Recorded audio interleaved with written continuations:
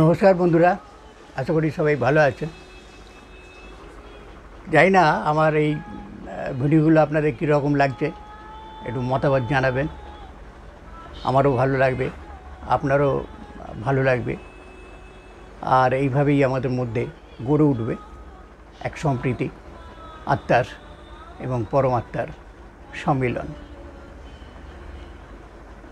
আমি প্রত্যেক ভিডিওতেই বলি, প্রশ্ন করবেন, উত্তর দেবেন, আমার যথাসাধ্য চেষ্টা করব। এগুলো একটু সময় সাপেক্ষ ব্যাপার, কেননা বয়স হয়েছে, আমি একটু অন্য ধরনের চিন্তাভাবনা হয়তো এক এক রকম থাকে, যাকে বলে মুড আর কি। মুড ভাবরস আমার দোয়াই আছে, ভিডিও সে দেখে নেবেন।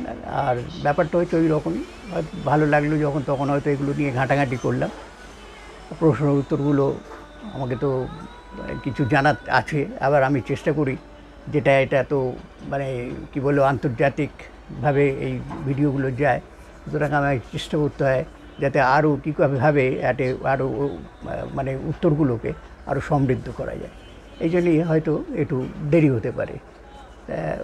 সেই জন্যই বন্ধুদের কাছে এই দেরির জন্য আমি ক্ষমা চেয়ে নিই। আজকেও ঠিক সেই রকমই একটা প্রশ্ন উত্তর আমি রাখছি। প্রশ্নটি কর্তার প্রশ্ন করেছেন যে গম্বর শব্দের অর্থ কী। এখন গম্বর শব্দের অর্থ যদি শুধু আমরা খুঁজতে যাই তাহলে অনেক বিপাকে পড়তে হয়।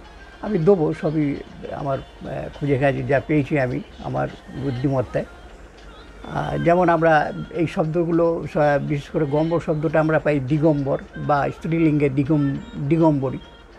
এখানে আমরা জানি দিক যুক্ত অম্বর অর্থাৎ দিগম্বর, কটা গ হয়ে গেছে। আর পায়ে গাম্বার, এও আমরা এই দুটোই বেশিরভাগ পাই। আর তো আমার সবার সেরকম নজরে আসেনি যদিও, তবু ওর মধ্যে থেকেই আমি যতটা পেরেছি নিজেকেও সমৃদ্ধ করতে এবং আপনাদেরও সমৃদ্ধ করতে আমি যে উৎসাহ এবং উদ্দীপনা এই বন্ধুরা প্রশ্নের মাধ্যমে আমাকে করেন বা যে উৎসাহ বা উদ্দীপনা আমাকে দেন, আমার খুবই ভালো লাগে। আশা করি বন্ধুরা এবং যাদের এই প্রশ্ন উত্তর দিচ্ছি তারা চেষ্টা করবেন যে কমেন্ট বক্সে অন্তত কমেন্ট করবেন আপনাদের কীরকম লাগলো, আর এই বন্ধুদের মধ্যে এইসব জিনিসগুলো একটু ছড়িয়ে দেওয়ার চেষ্টা করবেন। দিগম্বর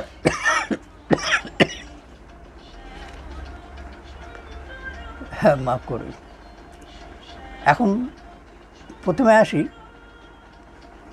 পায়ে গাম্বার। এখন পয় শব্দের আমি শাসনমুদ্র, 13 নদী এইসব খোঁজ করতে করতে মানে আকাশ বাতাস পাতাল সব করতে করতে যা যা পেয়েছি আমি বলছি।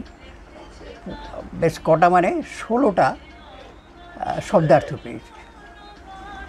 বলছে প্রথম হচ্ছে এক, আমি 1 নম্বর 2 বলে যাই। এক হচ্ছে পায় অর্থে জীবন ধারণের শক্তি, পয় অর্থে জীবন, পয় অর্থে প্রবেশ করা, পয় অর্থে সেদাভ, পয় অর্থে নগ্ন বা বস্ত্ররহিত। 6 পয় অর্থে পিতৃপক্ষ বা অমৃত পক্ষ, পিতৃপক্ষকে অমৃত পক্ষ বলে। আর পয় মানে হচ্ছে ত্যাগ করা, পয় অর্থে ফেলে দেওয়া, পয় অর্থে মন্দর পর্বত, পয় অর্থে পেয় বা যা পান করা হয়, আর পয় অর্থে দর্শনাভিলাষী, আর পয় অর্থে ভক্ষণ, পয় অর্থে মৃতপ্রায়, পয় অর্থে আসক্ত, পয় অর্থে স্বামী, আর পয় অর্থে পায়স বা দুধ, ক্ষীর।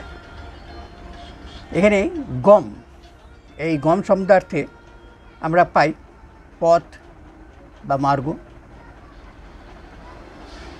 গম অর্থে গমন, গম অর্থে প্রয়াণ, গম অর্থে মৈথুন বা সহবাস, গম অর্থে বিচার শূন্য, গম অর্থে শত্রুর প্রতি অভিযান, গম অর্থে লোক দেখানো, আর গম অর্থে পাশা খেলা।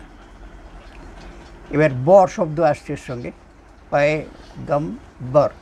এই বর অর্থে শ্রেষ্ঠ, বর অর্থে মনোরথ, বর অর্থে আশীর্বাদ, বর অর্থে শপথ, বর অর্থে প্রার্থনা, বর অর্থে সূর্য, বর অর্থে পতি, বর অর্থে যুবা, বর অর্থে পাত্র অর্থাৎ বিবাহ অর্থে, আর বর অর্থে সুগন্ধ।